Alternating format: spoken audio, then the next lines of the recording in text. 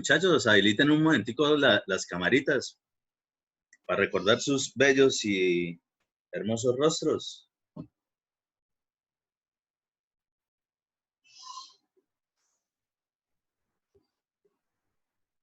Ingeniero, no me sirve la cámara.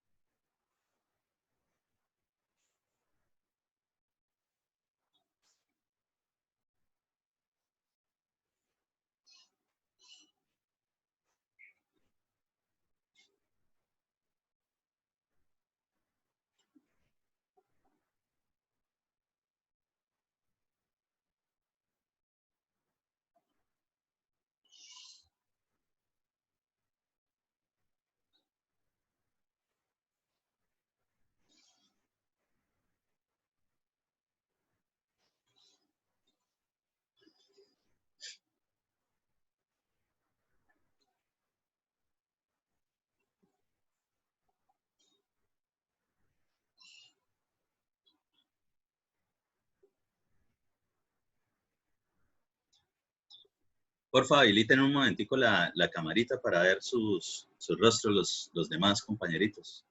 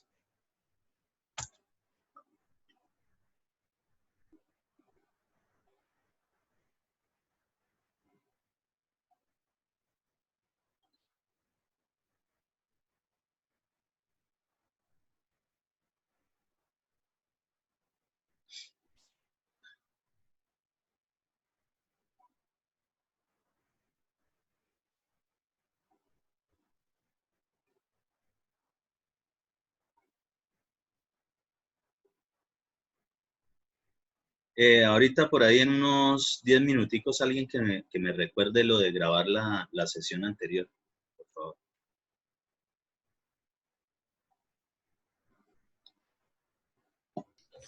Listo, ingeniero, claro que sí. Listo, continuamos entonces con lo que estamos ahí hablando, lo que tiene que ver específicamente con la relación, ahora vamos con relaciones de peso. Entonces, estamos mirando que por las mismas condiciones de que en un suelo parcialmente saturado y en un suelo saturado, solamente vamos a encontrar la fase sólida y líquida respecto de lo que son pesos, porque el peso del aire nosotros siempre lo vamos a despreciar. Entonces, eventualmente solo podríamos relacionar el peso de agua y el peso de sólidos. Si nos encontramos con que el suelo está seco, pues cuando está seco no tiene fase líquida. Y si estamos diciendo arbitrariamente que el peso del aire es igual a cero, es decir, que lo despreciamos, pues obtenemos el peso de los sólidos. Y pues por la misma razón es un dato que nosotros podemos obtener fácilmente, porque es simplemente tener una muestra, lo pesamos y después lo metemos al horno, 24 horas lo sacamos y lo pesamos.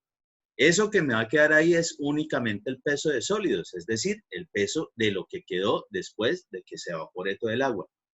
Entonces, recordemos a qué hacemos referencia. Entonces, para el caso, ¿por qué directamente la fórmula de contenido de humedad habla específicamente de peso del agua?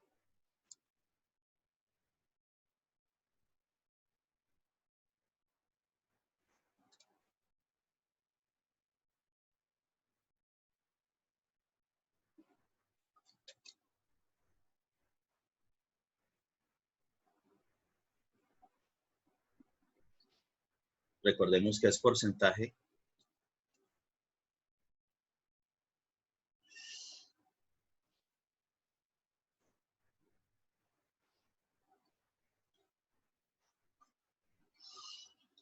Entonces, ¿por qué hablamos específicamente de peso del agua y de peso de sólidos? Ah, bueno, porque el peso del agua, recordando los temas que habíamos mirado en estados de consistencia, nosotros hablábamos de que un peso inicial, un peso final, para poder obtener un contenido de humedad, es decir, ¿qué tanto pesaba al inicio? Si lo evaporamos el agua al secarlo, pues ¿qué tanto obtengo al final? Es decir, un peso húmedo menos un peso seco sobre un peso seco. O peso total de la muestra menos peso de sólidos sobre peso de sólidos. De ahí ese peso de sólidos es precisamente eso, este peso de sólidos que aparece acá. Y el peso del agua, pues es que el peso del agua es exactamente igual al peso total de la muestra menos el peso de sólidos. Miremoslo de nuevo, ¿de dónde sale eso?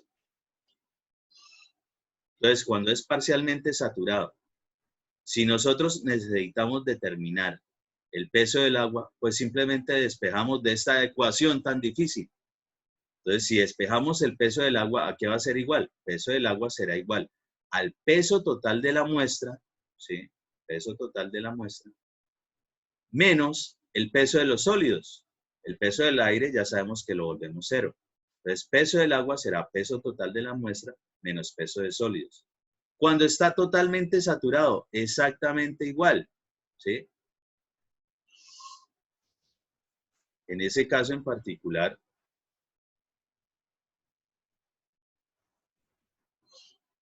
nosotros cuando está totalmente saturado, pues es que ni siquiera tiene aire, porque todo el aire fue desplazado precisamente por el agua.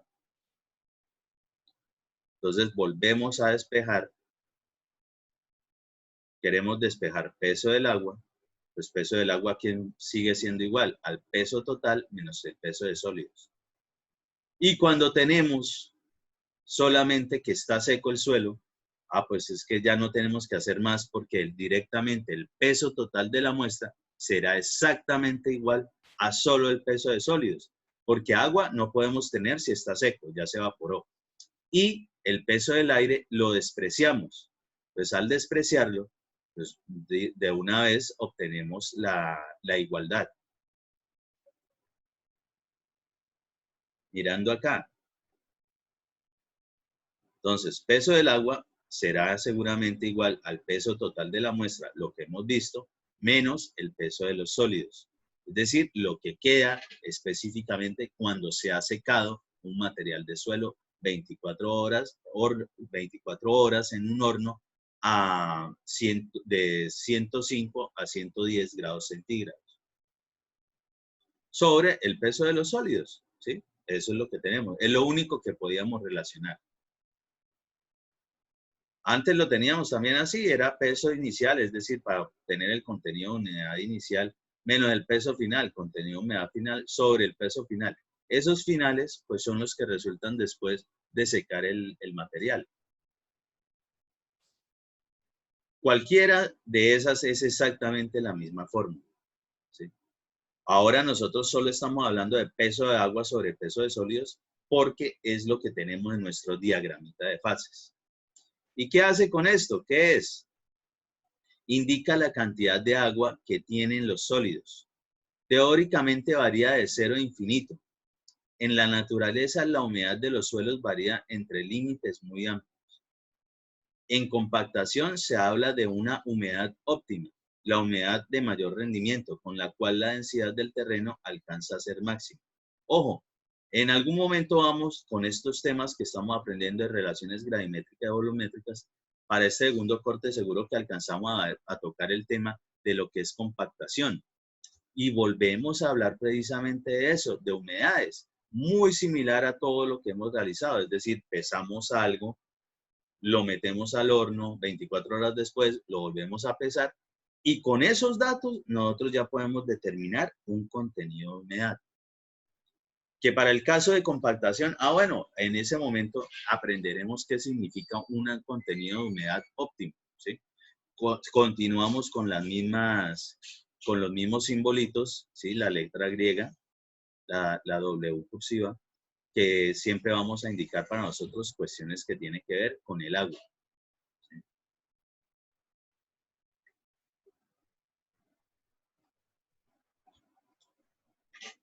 como para entender. Entonces, ¿cómo puede variar tanto esa humedad? Entonces, en los países, es decir, en todas las condiciones de suelos que nos presentan en el mundo, los contenidos de humedad pueden variar muchísimo. Para el caso, en México varía entre 500 y 600%. En Japón, entre 1200 y 1400. En Pasto, aquí en Colombia, ¿sí? Se han encontrado de 120. En Putumayo, hasta de 230. No sabemos. ¿Y por qué se pueden dar las condiciones de que varíe tanto el contenido de humedad?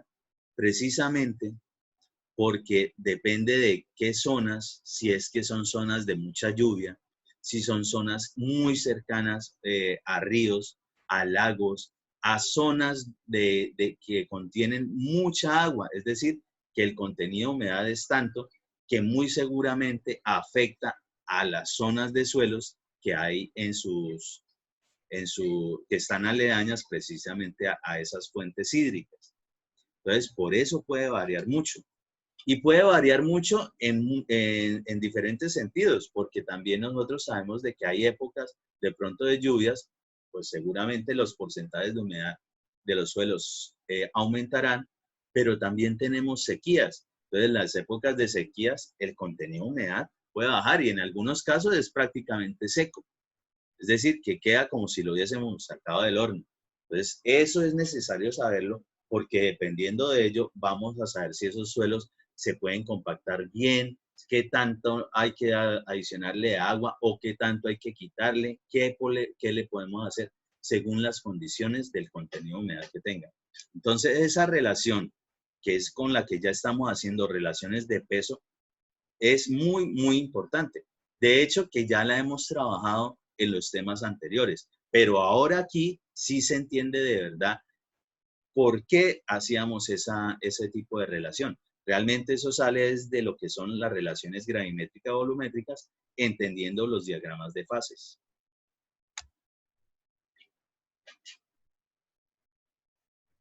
Relaciones de peso y volúmenes.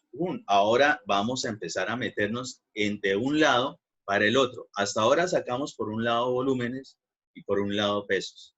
Ahora vamos a ver qué podemos hacer de aquí para allá y de allá para acá respecto de los volúmenes, respecto de los pesos. Entonces, en mecánica de suelos se relaciona el peso de las distintas fases con volúmenes correspondientes por medio del concepto del peso unitario, es decir, de la relación entre el peso del suelo y su volumen.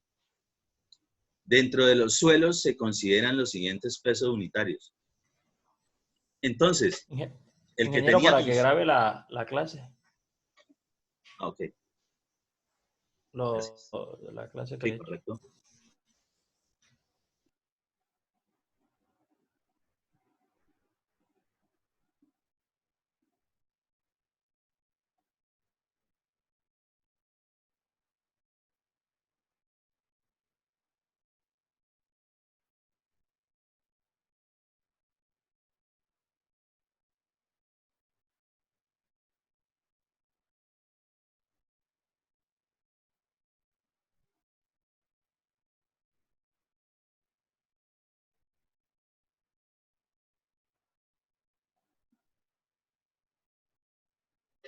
Listo, ya quedó grabado.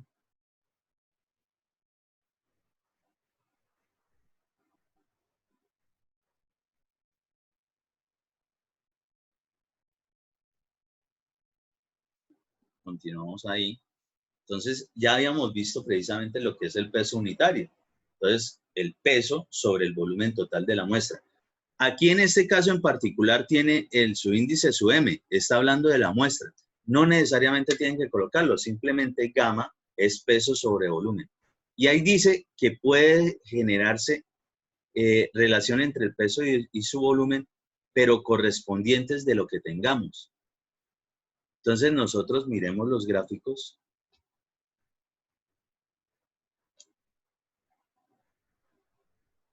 Sí. Para el caso, nosotros podemos obtener, cuando está parcialmente saturado, podemos obtener un gamma de toda la muestra, pero también podemos obtener un gamma de lo que tiene que ver con sólidos. ¿Y cómo sería en ese caso? Pues peso de sólidos sobre volumen de sólidos. Si vamos a hablar del agua, pues peso del agua sobre volumen del agua. Y cuando estamos hablando del aire, pues ahí, en ese caso en particular, nosotros lo que es el gamma, pues ahí no vamos a tener que hallarlo nunca, ¿sí? ¿Por qué? Porque nosotros de entrada estamos despreciando lo que es el peso. Entonces, en ese caso en particular, no vamos a hallar nunca un gamma. ¿De qué sí vamos a trabajar gamas? Pues, por ejemplo, del agua. Y casualmente del agua, nosotros ya en otras asignaturas seguro que hemos trabajado lo que es el gamma del agua. Entonces, vamos a recordar también eso respecto de lo que es el peso unitario o peso específico del agua. Y con eso, ¿cómo lo vamos a poder relacionar dentro de nuestras relaciones gravimétricas y volumétricas?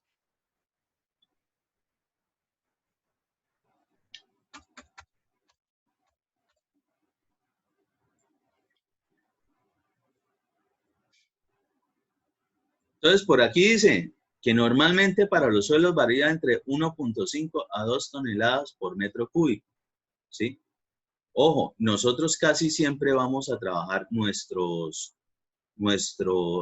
unidades respecto de esto de kilonewton sobre metro cúbico, ¿sí? Kilonewton por metro cúbico.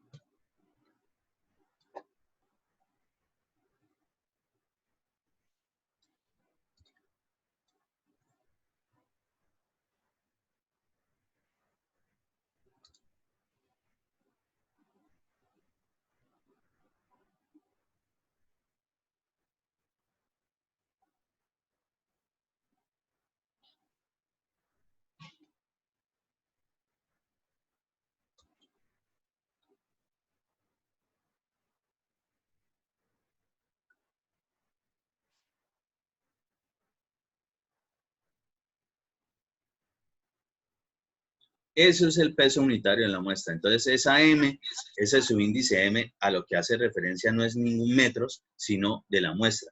Por eso yo personalmente, cuando estoy desarrollando los ejercicios, yo incluso no le coloco ese subíndice, sino directamente como se los tengo en la diapositiva donde empezamos a hablar del peso unitario. Es decir, esta. Directamente, gamma igual a peso sobre volumen. Ya al verlo así, sin ningún subíndice, yo ya debo saber o debo intuir que me están hablando o que estoy desarrollando solo eso respecto de toda la muestra, es decir, de toda la parte que estoy analizando de ese suelo, el peso unitario o peso específico.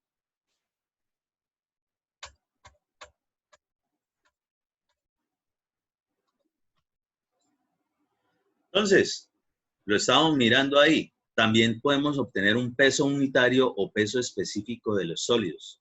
Recordemos que los dos términos valen para esto de los gamas, peso unitario o peso específico. Entonces, cuando sea solo de los sólidos, pues ¿quién va a intervenir? Pues el peso de los sólidos y el volumen de los sólidos. Aquí sí toca colocarle directamente su índice. Y ojo, esto, el subíndice del gamma, siempre va a corresponder a los dos que se están presentando allí. ¿A qué me refiero?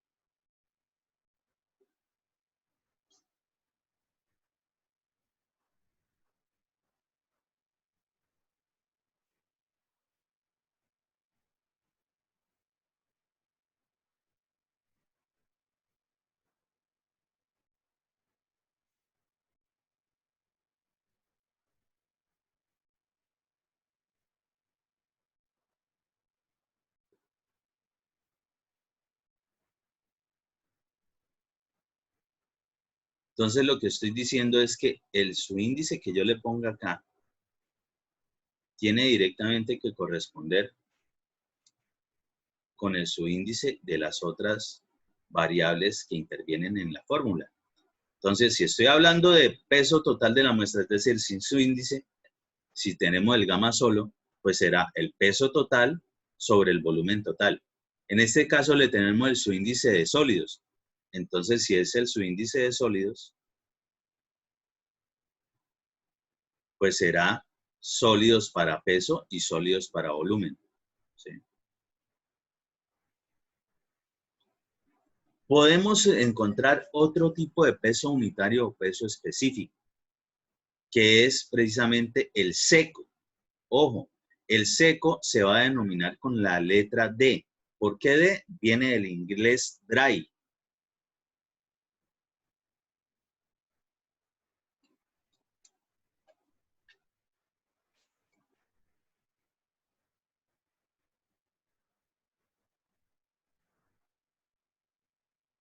Y aquí hay una cuestión. Aquí no nos sale ningún WD, ni ningún volumen D, ni nada por el estilo. ¿Por qué? Entonces vamos a entender qué significa ese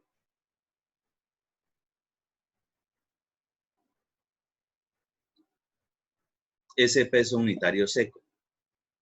Entonces, peso unitario seco es la relación que existe entre el peso de los sólidos y el volumen total de la muestra. ¿Sí? Entonces, cuando se habla de seco, nosotros vamos a poder relacionar es el peso de los sólidos versus el volumen total de la muestra. Miremoslo en los grafiquitos. ¿Qué estamos relacionando? La parte de peso de sólidos, es decir, el peso de la parte de la fase sólida versus el volumen total de la muestra.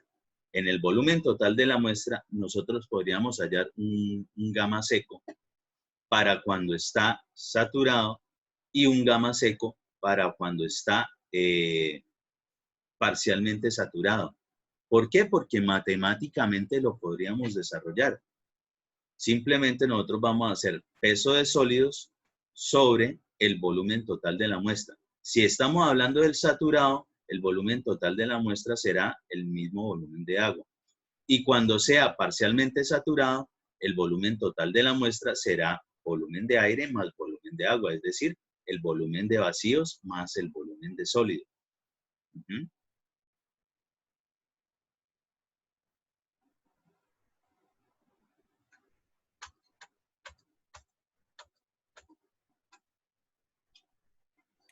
Profe, en lo que usted Entonces, dijo cuando ahorita, estemos hablando de peso unitario seco o peso específico seco, lleva su índice D, ¿sí? Dry.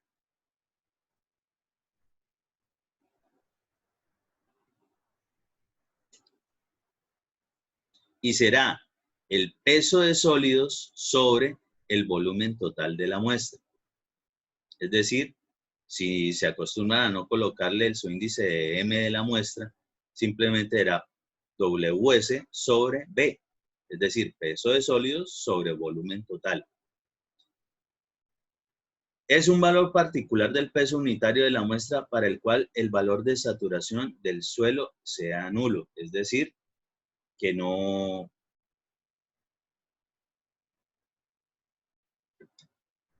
que para ese caso en particular nosotros tendremos en cuenta es el peso de los sólidos, no el peso del agua, ¿sí?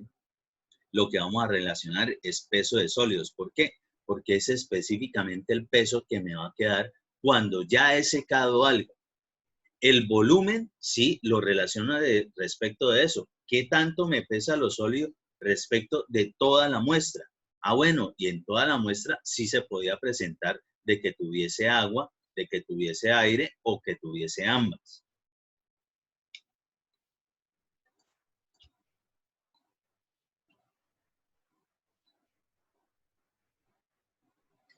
Tenemos también un peso unitario saturado. Es el valor del peso específico de la muestra cuando el grado de saturación es del 100%. Es decir, que solamente tenemos la fase sólida y la fase de agua. ¿Por qué aparece eso ahí? Peso de sólidos más peso del agua sobre volumen de sólidos más volumen de agua. Pues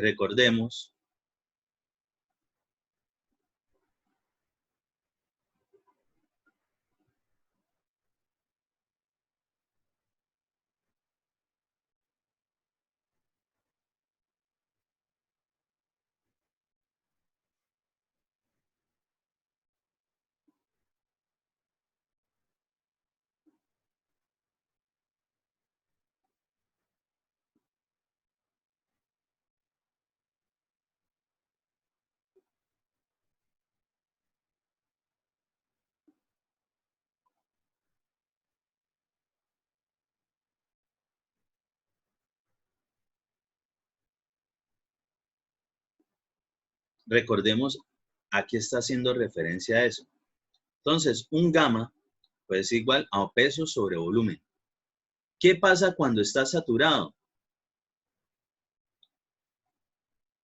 Entonces, cuando está saturado, que solamente tiene fase sólida y fase del agua, el volumen de vacíos será igual al volumen de agua. Por lo tanto, el volumen total realmente será volumen de agua más volumen de sólidos.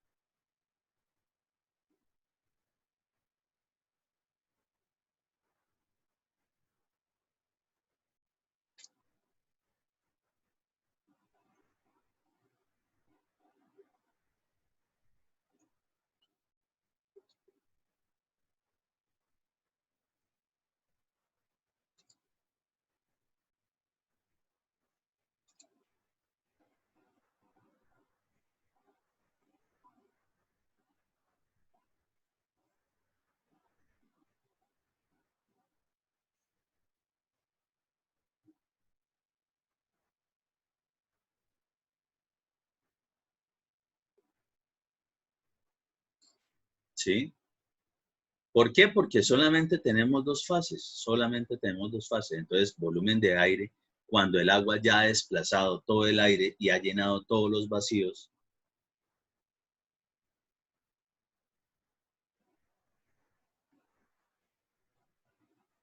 es decir, este caso en particular,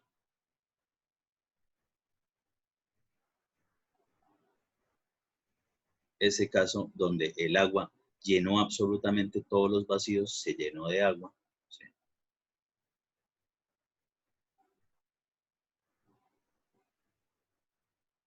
Pues el volumen total será igual al volumen de agua más el volumen de sólidos.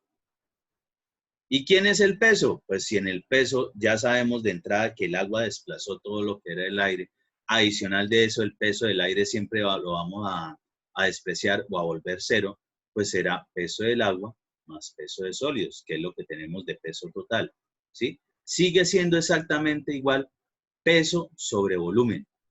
Lo que pasa es que las condiciones que ahora sabemos de que el suelo está saturado, nos da de que el peso total es peso del agua más peso de sólidos y el volumen total es volumen de agua más volumen de sólidos.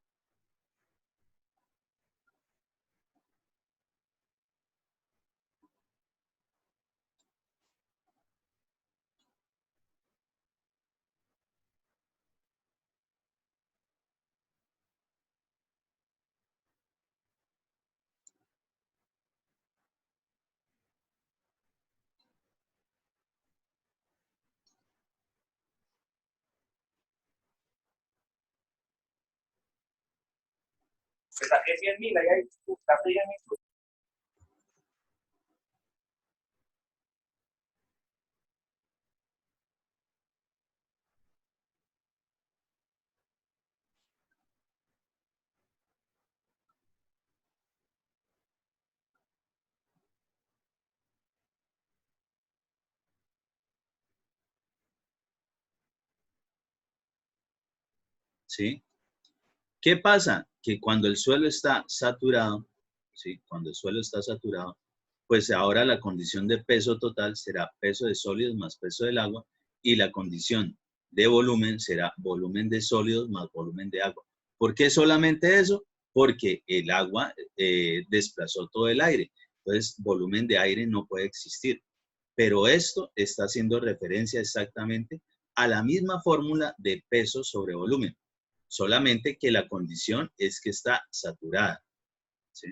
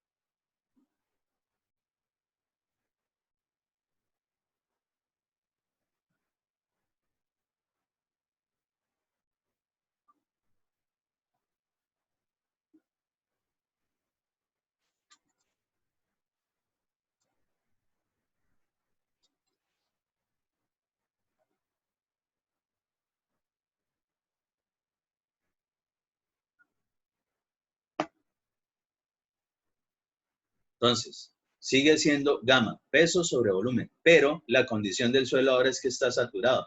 Entonces, por esa razón, será peso de sólido más peso del agua, que es lo que siempre se presenta cuando está saturado o parcialmente saturado. Pero en cuestiones del volumen, cuando está saturado solamente el volumen de vacíos más volumen de sólidos, que es la fórmula general, el volumen de vacíos será exactamente igual al volumen de agua. Por eso es que aparece solamente estos dos factores aquí, ¿sí? Cuando el suelo está saturado. Dice, atención especial debe darse al cálculo de peso específico de los suelos situados bajo el nivel freático. En tal caso, el empuje hidrostático ejerce influencia en los pesos y gravedades específicas relativas. Necesitamos desde aquí empezar a entender qué carajo significa nivel freático. Entonces, por favor, alguien, o ese término es totalmente nuevo para todos, ¿qué significará nivel freático?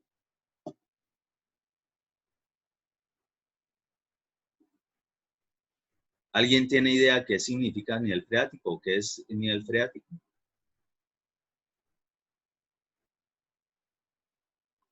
¿Se durmieron? ¿Se desmayaron? No, ingeniero. No, ingeniero. No sabemos, profe.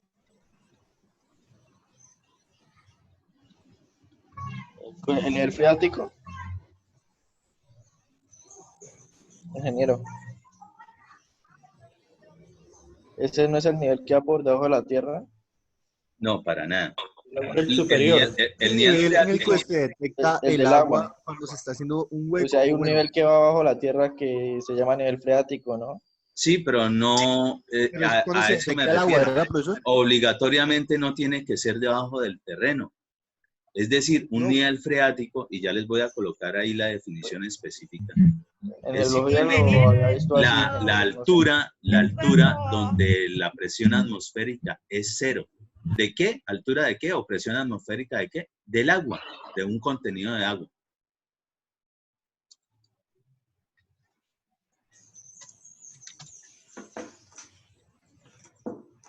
Entonces el concepto de decir que está un nivel bajo el agua Es decir, por ejemplo, bajo la tierra está el mal.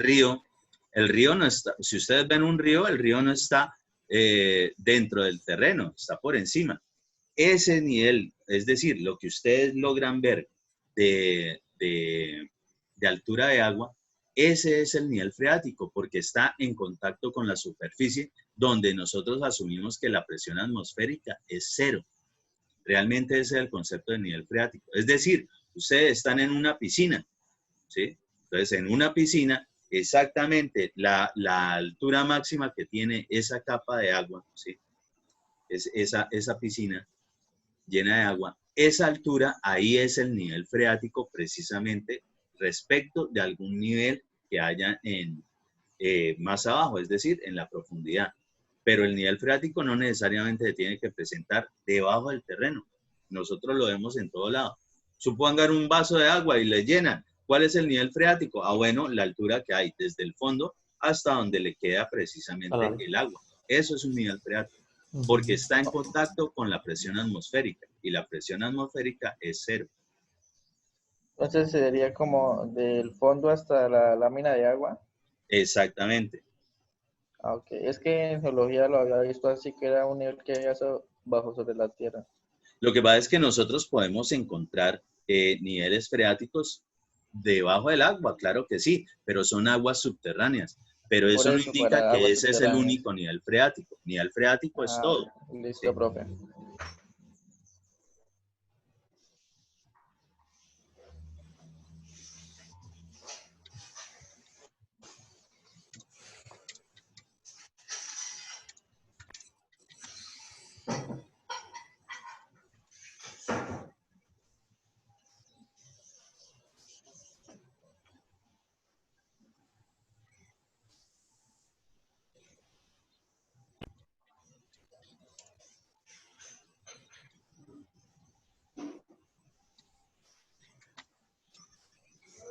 Dígame, señor. Rosa, dígame. Dígame. Rosa, dígame. No me la vaya que está en el cuarto mío. Con el diván.